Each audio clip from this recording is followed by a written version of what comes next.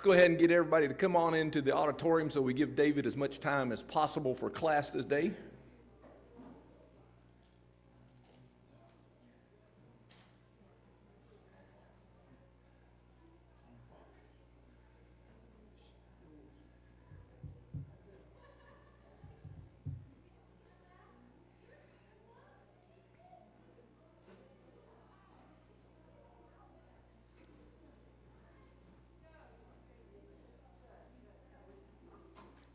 Let's come on in.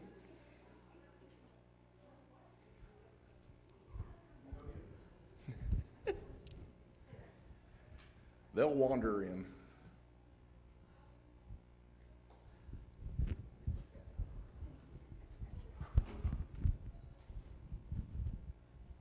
I wanted to go ahead and get started. I know a lot more people will be trickling in here over the next few minutes. But we're excited to have David and Lori French with us here today. Many of you know, some of you may not, that a little over 20 years ago, David and Lori he was the preacher here at Pine Valley. And one of the last times I saw him, we were down for the youth rally, and you were just getting ready. You were just about to leave. And he was so excited. I could tell they've done a great job over there and appreciate all that they're doing. So, I'm going to turn it over to David. Let's get started with a word of prayer. God, we thank you and praise you for your many blessings. We thank you for David and Lori and their love for you, for Jesus, for the gospel, and for teaching and training others so that the gospel continue to spread throughout Zambia and the world. We just ask your blessing on him this morning and watch over them in their travels and bless them in their work. And we pray all of this in Jesus' name. Amen. Good morning. It's great to be with you all this morning. And one of the great privileges I have with traveling, visiting churches is I get to go back to some of the churches where I used to serve as a minister. And so I always love those opportunities when I'm able to do that. And we'll hopefully have some more time to visit, but I've got a lot to share with you here this morning. If you're not getting our newsletter, Lori put back there in the back a little on the table in the foyer. She put some brochures and a sign-up sheet that you can sign up for our newsletter. We send it out both by the printed version and email version. They're different because I can put video and lots more pictures in the email version. But the printed version is a lot more wordier and detail and more information and report. So you might like to get both of those, but we'd love for you to sign up. Just make sure you write plainly, because sometimes I have a hard time figuring out what's an L or an I or a 1, and it don't go when internet doesn't interpret people's emails. So anyway, I'd be glad for you to sign up for that. Let's see, I need to make sure this is on. Okay. Karen's not with me, but I've got, of course, Lori and Zane and Susan with me, as well as Jonathan and others. Name them all. But Karen, I talked to her this morning like I do every morning at 4 o'clock, and she wanted me to be sure to send you greetings. Karen not only runs Karen's Kids, but she's also become our chief administrator there, helping to run everything in the ministry. She rarely comes back here to the U.S., I think she's been back twice in the last 15 years, something like that. But she's become a very, very important part of our work now in Zambia. We've been in Zambia 20 years now. 20 years since we started this work here in Zambia. There are 3 main parts of our ministry. Of course, the Bible College is the primary ministry that we have, but I want to start by mentioning the 2 humanitarian works that we have. First of all is the primary school or Christian school. This is kind of Lori's baby because she's a school teacher, so she's helped start this and overseeing it and getting it up to, we're raising our standards and academics and still developing that school there. But we have a school that has grades K through 7 with capacity of 250 students, but we're right now in the process of adding grades 8 and 9, which will give us capacity of over 300 then in our school.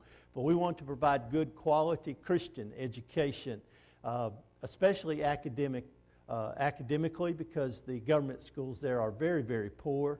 And so we're trying to provide a good education for the children that are coming to our school, but also that Christian component, because that's very important to us. And in Africa, they don't do a lot with children. Africa is age-oriented. They give great respect to the elders.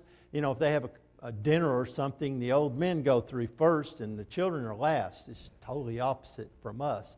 In churches, they really don't do a lot with children under 18. Youth ministry are single adults. They don't do a lot. Even churches, they don't, not just Church of Christ, but denominations, everybody, they just don't do a lot. Half of them die before they reach adulthood. So they don't pay a lot of attention. And a lot of parents just leave their kids at home because a 2-3 hour church service is too long for kids when there's nothing for them. And that's not good, because we don't want to wait till they're 18 to start developing their spiritual life. This is a great opportunity, a great ministry, and a great opportunity in Zambia to work with children. So we're trying to get our Bible college students to get experience working with children. And here's kind of a picture of our primary school, but there's more to it. We in fact just finished this past week the 2 classroom buildings, and they're right now putting the roof on this science lab, and then we'll be finished with that construction. But as I said, we want to give our Bible college students and their wives experience working in our primary school. They can come over and teach classes and work with children, both academically and in the spiritual capacity.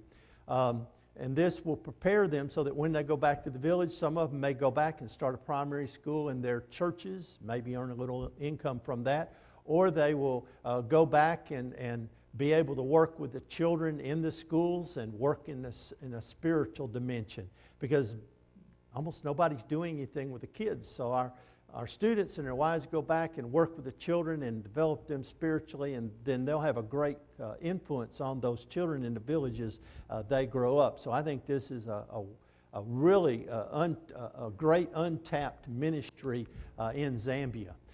We also have a meal program. We offer breakfast and lunch to our children every day, because Zambia, according to the UN, is the most malnourished country in Africa. We have a lot of malnourished children that are coming to our school. So for about $12 to $15, we give them all 2 good, nutritious meals every day. And this is making a lot of difference in these children, because they're healthier, they get sick less, they're less likely to die of malaria or something else when they're healthy.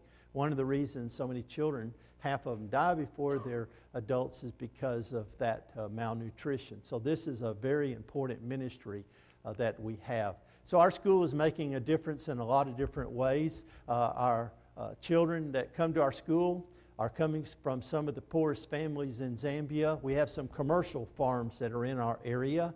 We're right outside Lusaka, and Lusaka's coming at us, but we have some commercial farms in our area. And there's a lot of Zambians that work on those farms.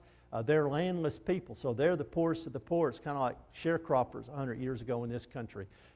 They are working for somebody else. These children are very, very malnourished. So that's making a great difference for these children.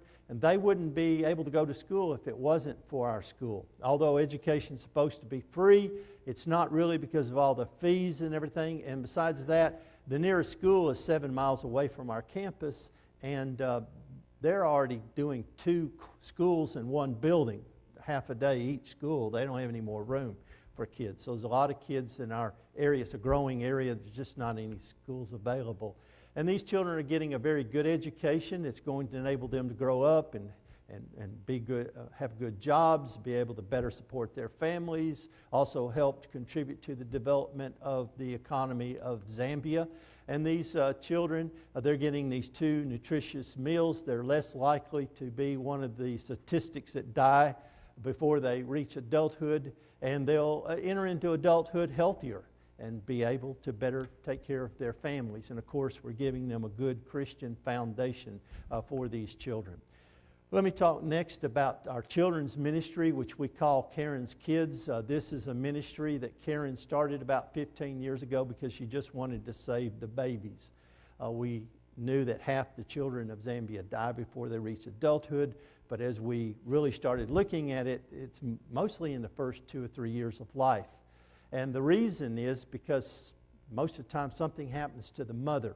The mother dies in childbirth or soon after, which is still very common in Zambia, or the mother is too malnourished to adequately nurse the child. Remember, Zambia is the most malnourished country in Africa, so we have a lot of mothers that just are malnourished and are not able to nurse their children. And then we have 25% of the mothers of Zambia have HIV/AIDS, and they shouldn't nurse their children, but they will anyway because they don't have an alternative to mother nursing. They can't afford baby formula that's $40, $50, $60 a month. They can't afford cows. You've got to have land. You've got to be rich to have a cow, and that, of course, is why cow's milk is expensive as well. So there's a real problem with children. If the mother is not adequately able to nurse the child, that child's going to get seriously malnourished, and then here comes malaria, dysentery, or something, and that's why so many of these children die. You hear an awful lot about malaria, but I really think the problem is malnutrition in Africa. So a lot of the things that Karen does, and I don't have time to go into it, there's a lot of things she does, but one of the main things is she provides baby formula to children up to 2 years when the mother is not able to nurse them. She provides medical assistance. She visits these children, weighs them, gives advice and nutritional advice and lots of things she does with these families. And then she helps with medicine, sometimes with surgery, and with children that have special needs. She will help when she has some funds to do that. And I'm just throwing up a few baby pictures of some children Karen has taken in recently. When Karen sent me this picture, I said, something's wrong with that picture, and I couldn't figure it out. Can y'all figure out what's wrong with that picture? That baby's plump. It took me 2 or 3 days, and it dawned on me, oh, that baby's plump. You don't see plump babies in Africa. This baby's on baby formula. And I told Karen, that maybe we better cut back on the baby formula. But anyway, this is a healthy baby. Karen's, we don't know exactly, we never kept records, but she's saved 250, 300 babies, I don't know, maybe more, literally saved their lives. She also is, these babies are much healthier because they get that baby formula for 2 years. They don't get sick as much. They're less likely to be one of those 50% that die before they reach adulthood. These children are able to stay with their families. We really don't believe that orphanages are the answer. We have 50 million orphans in Africa. We can't build enough orphanages, and orphanages are very expensive to build and maintain and all of that. So the other thing is, in Africa, you really shouldn't raise children outside of the extended family. You see, if the father and mother die, they have uncles, aunts, grandparents, because when they think of family, it's not nuclear family. Lori, could you go get me some water? I got something wrong with my voice here. They don't think of nuclear family, they think of extended family. So if father and mother die, they have grandparents, uncles, aunts, somebody in that extended family will take in those children. And the other thing is, in Africa, the family is your security network. I mean, if you need money to get an operation or get medicine or go to school, pay your school fees or whatever, they go to one another in the family. And that's how they help one another with all that needs. If you raise a child outside of that extended family, that child doesn't have that security, that network of relationships. And your family is what gives you your identity in Africa. So it's very important that a child grow up in a family. Thank you. I appreciate it. I usually get up here with water because sometimes you just get a tickle in your voice. Anyway, so Karen is able to keep these babies with their families, which is much, much better. And it's much cheaper too, by the way. And then one of the big things that Karen does is she helps a lot of mothers, teenage mothers, to be able to keep their babies. You see, yes, rape is against the law in most of the world, but they don't do much about it. We have a lot of teenage girls that get pregnant. It's not their fault. We knew of a teenage girl that got pregnant, raped, and we knew who the guy was. We went to the police and reported it, and they said, well, if you bring in the guy and he confesses, we'll prosecute. In other words, leave us alone. They almost laughed at us because nobody does anything. So we have a lot of teenage girls that get pregnant. It's not really their fault. And they also have this idea that if you have HIV/AIDS, that if you have relations with a virgin, that will cure you of HIV/AIDS. Well, that's like putting a little bullseye on the back of 12, 13, 14-year-old girls.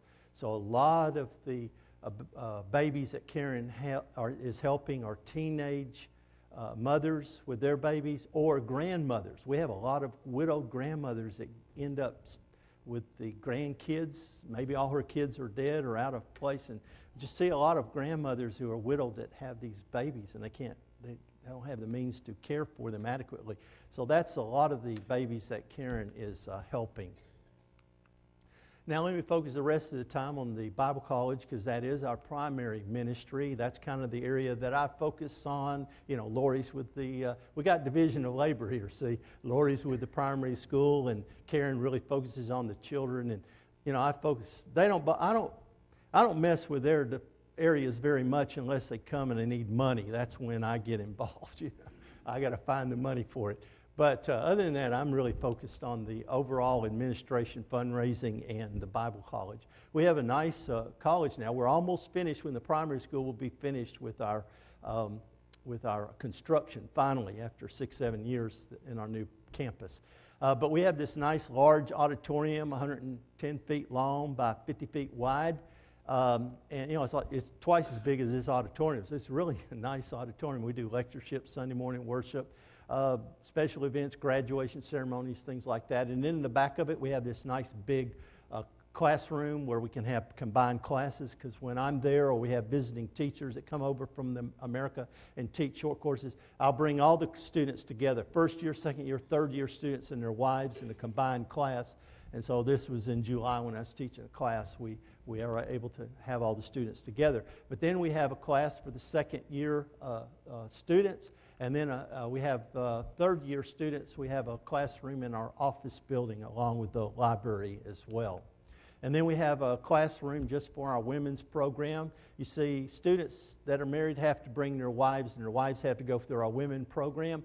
And we teach them everything from Bible, agriculture, sewing, health care, nutrition, food preservation, child care, teaching, marriage, a lot of things, skills we teach the women so that when they go back to the village, they'll be able to share this information with the people in their villages. We have 30 married student apartments. They're just simple 3 rooms. They don't have indoor plumbing, kitchens, toilets, any of that. That's outside because we don't want to raise their standard of living. Our students come from the bush. We want them to go back to the bush.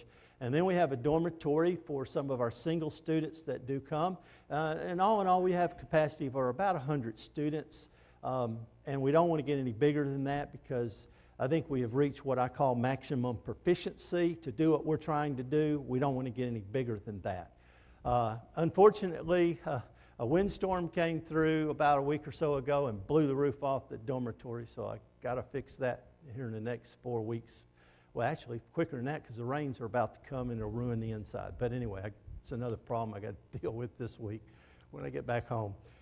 In 2015, we moved from our campus at Mapepe to our new campus at Daybreak, and we made a lot of changes because we learned a lot from experience. And I want to tell you what, you can go to college all you want, and that's helpful. I got 60 graduate hours in missions and cultural anthropology and all that. That's helpful, but you know, it's experience where you take theory and you put it into practice, and it's trial and error before you really figure it out. And I want to tell you what, most of the things you do, you're going to learn from failure. So we did a lot of things that weren't so good, and I kept tinkering with it, getting better and better. And so when we moved to our new campus, we took those first 10, 12 years experience, and we went to our new campus, and we totally changed our program and built a campus that's different because now I want married students. I don't want these single students. I want more older men who are married. So we went from a 2-year to a 3-year program. 75% of our students are married. They have to bring their wives. The wives have to go through our program. We're recruiting older, more mature men who are already engaged in ministry. We get recommendations from their home congregations, and then we go and interview them. We vet them. Dennis Sabello, our director of the Bible College, told me the other day he has 30 good candidates. We've already vetted them, but we only have room for 17 or 18 students. So we got more good students that are willing to come than we have room for. And I don't want to increase the number because we're really focused on quality over quantity now. And so we have a good teaching staff. These people have been with me for quite some years. I have invested a lot of my time training them. They're able to do this. They're able to run when I went to Zambia, I went there to work myself out of a job. And I succeeded, except I can't get rid of the visiting churches. Nobody wants to take that over. So I'll never get to retire. I was talking to Ron there. It's not ever in the cards. I'll do this until I physically can't do it anymore. And then we hope God will provide someone to take over. I haven't found anyone in 10 years to do this. But anyway, I've got a good staff there. They can run things. They're doing a great job teaching. And when I'm in Zambia, I spend most of my time training and working with these men and 2 women who are teaching in the women's program, training them. And of course, we have a full-time agriculture teacher. I'll tell you why we have him in a second. But we've had over 750 that have gone through our school. We've had 5, and we're fixing to graduate the 6th class here in a few more days from our new campus at daybreak when we went to the 3-year program. And the students that we're now graduating now are much, much better than ones that went through our school at Mapepe. It just it took us a while to figure out how to do this, and I feel really good about the students that now are being graduated. Our Bible college is very unique, and you can judge whether this is good or bad, but I don't know anyone else who's doing all what we're doing. That includes the denominations. I talk to the denominational missionaries, and they hear what we're doing, and they say, boy, I wish we could do that. And I say, well, why don't you? Well, they just don't ever do it because it takes a lot of work. But what we're doing is, I just don't know anyone else is doing it the way we're doing it. Our program is specifically designed to develop the spiritual life and character of the student, and that involves a whole lot more than just classroom teaching. Now, I'm not saying that other Bible colleges in Africa are not trying to develop the spiritual life of the students. It's just that they're relying primarily or almost exclusively on classroom teaching. What we have done in Africa, we've taken our Bible colleges like Free Hardeman or Lipscomb or whatever, and we've moved them, kind of transplanted that model over to Africa, and we run these students through our Bible colleges and teach them a lot in a classroom, give them a diploma, and then they're graduated. And there isn't a whole lot more that's being done with them other than that. Our mission statement says that we're there to train and develop self-supporting spiritual leaders who are equipped for holistic rural ministry. Now, there's 3 parts to that. First of all, we want to train these guys to be self-supporting. I don't want them to be dependent on their churches. I don't want them to be a burden to their churches. They can't afford full-time preachers in Africa. That was an American idea that was taken to Africa. They can't afford it, and they really do not want to put them on American support. That is a really big no-no. I could talk 2-3 hours on that one. But we want them to be self-supporting. And then we want to equip them to do holistic minister both to the physical and the spiritual needs of people in the villages. And then we want, most importantly, to develop them as spiritual leaders. And that's really the bottom line. If we don't do anything else right, that's the one thing I want to make sure that we do right, is to develop spiritual leaders for Africa. Now, that means that our primary focus is on what I call spiritual formation, or more specifically, more accurately, spiritual transformation. And it's taken me the last 15 years to figure out, how do you do that? I've been working on this more than anything else in my life, and that's how do you develop the spiritual life? And I think this is what we ought to be doing in our country too. But I don't have time to go through all this, but of course people need to know the Word of God, which you can teach in a classroom, and that's very important. And I don't want to take anything away from the importance of teaching the Bible, but I think more is needed than that. I think you need to take what you learn from Bible or what you learn about doing ministry in a classroom, and you need to get out there and get experience doing it, practical application, because you got to take theory in the classroom and go do it and learn, and through experience learn how to really do it, guided training in the field. So every weekend, Saturday and Sunday, our students are going off campus, going into the nearby villages and engaging in ministry. If you don't do that, you'll end up being hearers and not doers of what you learn, which is a real problem. And it's a big problem in this country too. And then we need to really emphasize mentoring, one-on-one mentoring. You need to sit down with a student and talk about, what are you learning in classroom? What does that mean to you? How does that change your life? What are you going to do about it? How are you doing? Let's pray about it. I mean, you got to work with someone to help them to integrate what they're learning into their own personal life. And then, of course, we got to help people to develop that personal relationship with God. Devotional and public worship, but we got to emphasize that Christianity is not ritual, it's not church going, it's about a relationship with God. And Africans really don't understand that idea.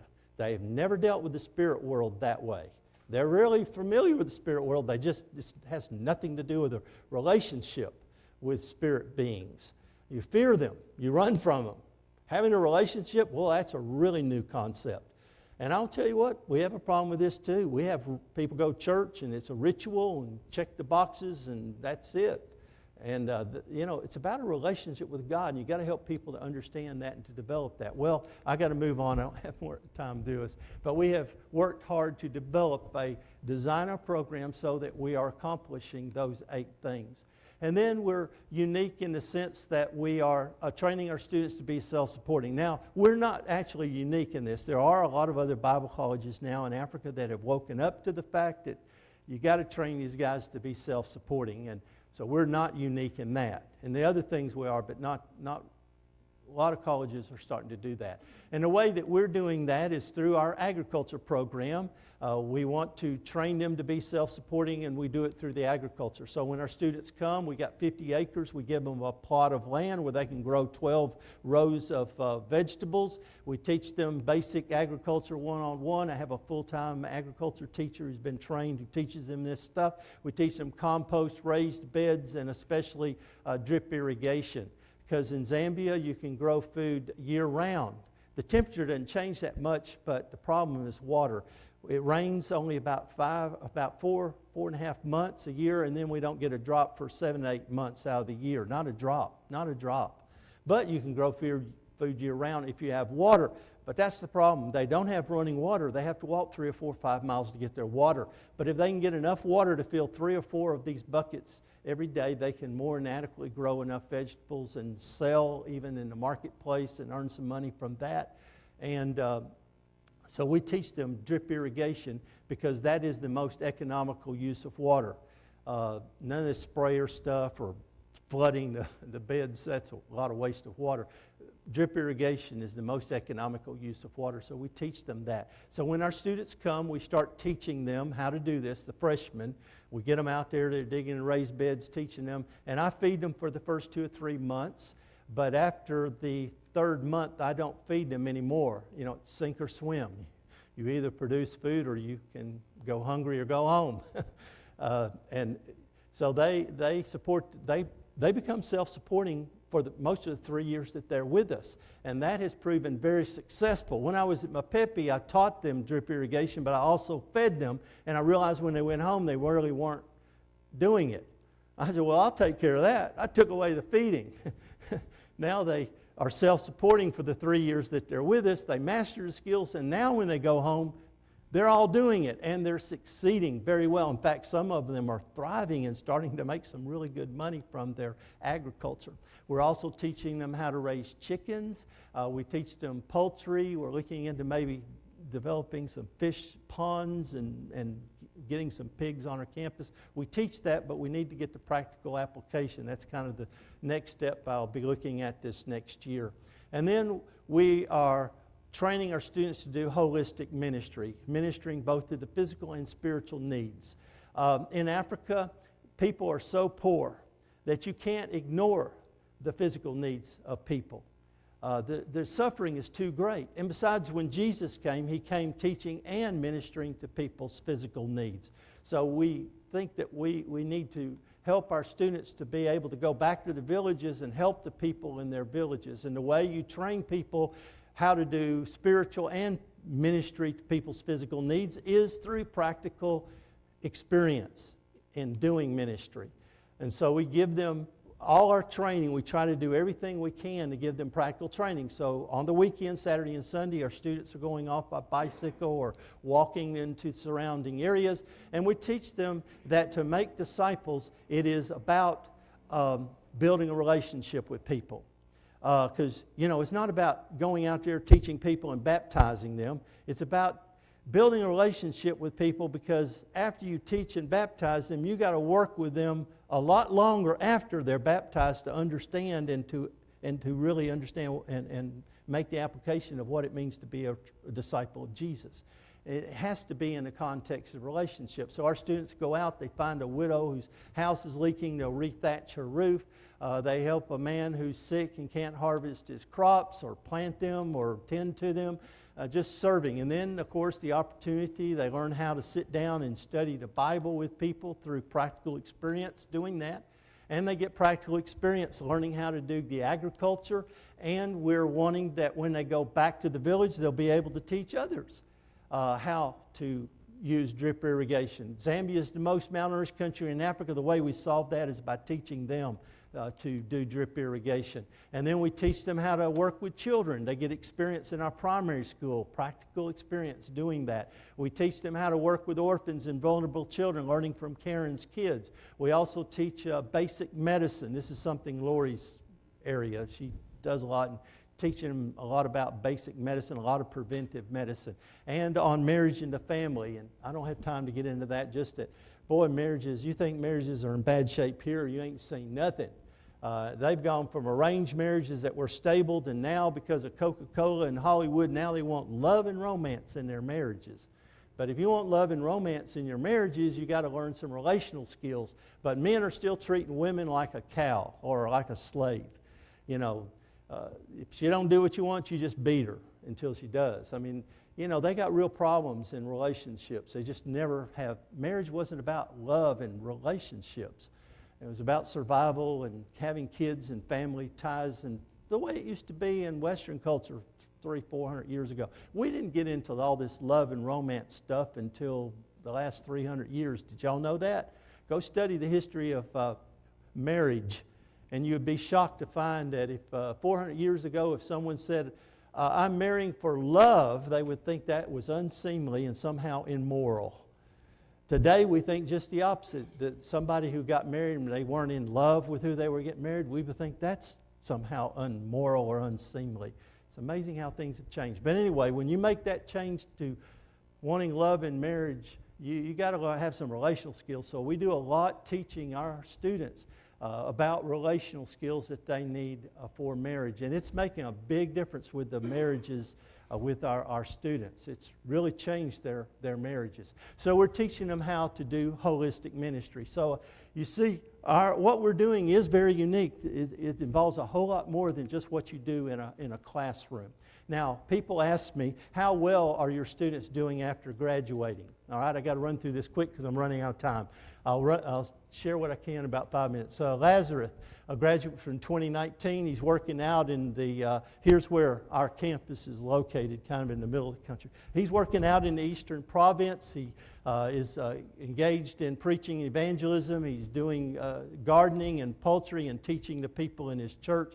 Crispin, graduate 2020, he and his wife were two of the most spiritual students that we had to go through our school. He's teaching for working with a church in southern province. That church was barely existing, but in about 2 or 3 years, that church has grown to be 100, and he sent me that picture.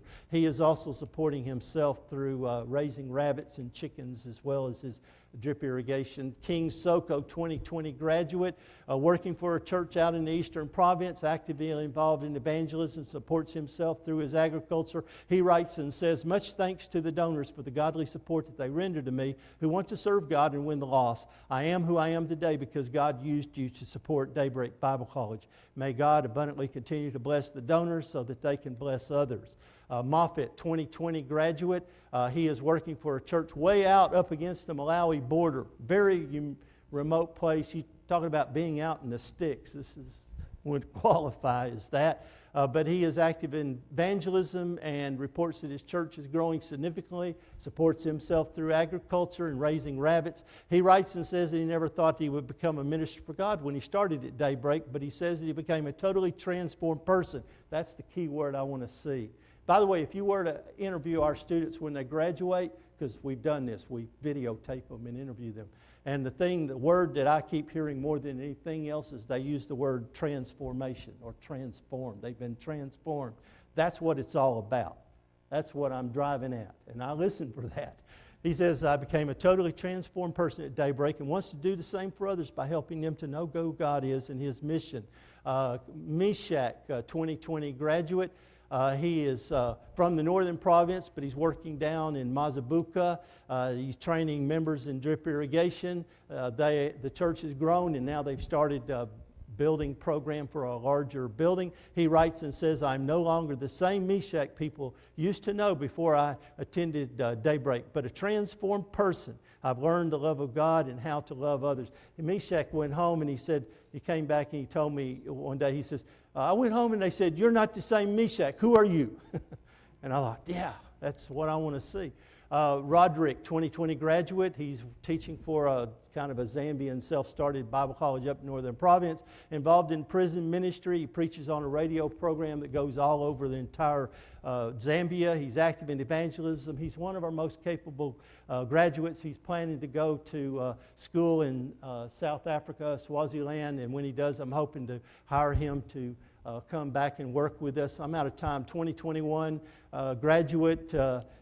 His church has almost died while he was gone, but he went back home, and now the church is growing, and they've started a building program. Well, I'm out of time because I want to make sure I finish here with, there's other students I could share with you, but I want to close with, and our students started a church in Shimabala, which is about 7 miles from our campus. It's a marketplace that's growing now into a town because Osaka's moving out, and we've started a church there in that community. It's going to become a little city, I think, here in the next few years.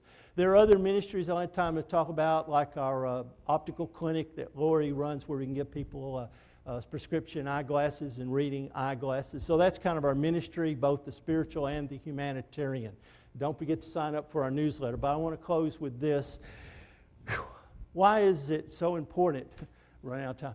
Why is it so important that we be doing what we're doing in Zambia? Why am I never going to retire as far as I can see anyway, until I physically can't do this? Why are we doing this? Why is this so important? I believe it's so important that we train leaders. You may or may not be aware, but the gravitational center of Christianity has shifted from the northern western hemisphere to the southern hemisphere. And in missions today, mission writings, it's all about the global south, because that is where Christianity has moved now. And you look at these countries, there are 700 million people in Africa that profess to be Christians. There are more people professing to be Christians in Africa than any other continent in the world now. It's just exploded there. And you may or may not be aware, but there are twice as many people that attend church in Africa than attend church in all of North America and Europe combined. And there are now more churches of Christ and more members of the churches of Christ in Africa than there are here in the United States. So when you think of what a Church of Christ member looks like, he don't look like most of you and me sitting in this auditorium anymore. He's an African. That's Church of Christ now, all right? And it's getting that way for most everybody, all the denominations as well. They are predicting that within the next 30 years, there'll be 1.3 billion people in Africa professing to be Christians. That's going to be twice as many as any other continent like South America, which is mostly Catholic. So you see, Christianity has exploded in Africa in the last 50 years. It's just exploded. No growth. Christianity has not grown any more faster in Africa than anywhere in the last 2,000 years. But here's the problem. It's a big problem. Growing too fast is a big problem. Too much growth too fast is a real problem. How in the world do you train enough spiritual leaders for all those new churches? How do you do that? This is not just Church of Christ. This is everybody's having this problem. How do you do that? If McDonald's were to double every 5 years, they couldn't do it. Their quality would go. They couldn't hire enough managers and assistant managers, and they couldn't do it. Logistics, and they're just brick and mortar. We're trying to change people's lives. Spiritual change is the hardest work in the world. Too much growth too fast is a real problem, and that's why training leaders is so urgent for Africa. You see, these churches all over Africa, they have leaders. They just aren't very good. They don't really understand what it is. I mean, I hear people all the time talking about their preacher. He's caught in adultery, and he's stealing from the church treasury, and he's, into politics and corrupt and everything. And this is our serious problem that we have in Africa. Now, Africans, they ask me when I'm over there, they say, what's going on in America? Are you churches in America allowing gays into the church? They don't call them gays, they call them homosexuals. Are you letting homosexuals become members in your churches in America and Europe? Where did you hear that? Yeah. Are they allowing in some churches homosexuals to become pastors in the churches?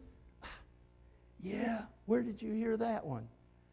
And then they hear lately is, are men becoming women and women becoming men in America? Yeah. And they go, it's like their brain blows. I can't tell you how much they think we've gone bananas. And I tell them these things, and they go, well, one day we're going to be sending missionaries to America. Now, I don't like hearing that, but I do like hearing it, because I'm glad they're thinking that way, because our great-grandchildren, the way our younger generation is leaving church, our great-grandchildren may be blessed because Africans come and reseed Christianity in America. Well, let me tell you what, it's already happening in Europe. There's significant immigration that's going into Europe. You've probably heard for the last 50, 60 years has been going from India, and Pakistan's been going for many decades into Europe. But in the last 15 years in particular, a lot of people from the Middle East, immigrants are coming from there, especially Syria because of the war. But what you don't hear anyone talk about is all of the immigrants that are coming from Africa into Europe, and there are huge numbers. Why? Because Europe is experiencing what's called the birth dirge. They're not having enough children. I remember reading about this in the 80s. They weren't having enough children. And now their population is old, and they don't have enough doctors and nurses and plumbers and electricians, or even people to work at the 7-Eleven around the corner. They're desperate for workers, and that's why you see Europe, just Germany in particular, just welcoming all these Syrians into Europe. They want the immigrants because they got a serious problem with their older population. And so that's why so many Africans now are moving to Europe. And Africa doesn't like it, and they keep complaining to Europe. They tell them, you're stealing our best and brightest. They call it the brain drain. You're stealing our best and brightest. You don't blame the Africans moving to Europe, but they're moving there in huge numbers. Now, less than 4% of Europe goes to church. And if it wasn't for Catholics in Spain, France, and Italy, it'd be probably less than 1% go to church in Europe. Traditional Europeans, okay? If you've ever been to Europe, you go to these buildings that look like this, and you go in, there's nobody there. And whenever I go to these churches, because I can drop off in Europe coming to and from Africa, I'll go into these big, beautiful buildings, and I'll find a janitor or someone working in the bookstore, and I'll ask them, I'll say, is there a church that still meets here? And they'll go, oh, no, there's no church that meets here. Once or twice I had them say, yeah, come to think, I think there's a group that meets over there in the wing in the basement on Sunday mornings. But there are huge numbers of Africans that are moving to Europe, and 700 million of them are Christian-believing people. And you walk out of those big buildings and you walk around a few blocks and into a shopping center, and boom, there's a church that an African has started. Actually, most of the churches are in houses. The Africans are just using their houses and apartments and starting churches. I was in Athens about 2 months ago visiting the Missionary in Athens, Greece, and I went to the church there, and half that church is African. And I talked to Dino, the missionary there, and he told me, he says, well, I don't even know all the people that are in Athens from the Church of Christ, because they're all over the place, and I hadn't even met them. They're in house churches all over the place in Athens. Folks, Europeans, the Africans are reseeding Christianity in Europe again. And one day, they may be coming here to America to do the same, and we better develop good leaders for those churches in Africa and help them to grow spiritually in their relationship with God so that they will bring the gospel. And I want to close with the last thought. Folks, don't become discouraged by what you see going on in America right now. Folks, Christianity, the kingdom of God, is not on decline. It just looks that way in our backyard right now. But let me tell you what, Christianity, 100 years ago, Christianity was pretty much Europe and America. But now it is a global phenomenon. It is spread all over the world. The kingdom of God is not in retreat. The kingdom of God is growing. All right, Ron's giving me the... Not really, but my time's up. Thank you all for helping support us in this work in Zambia.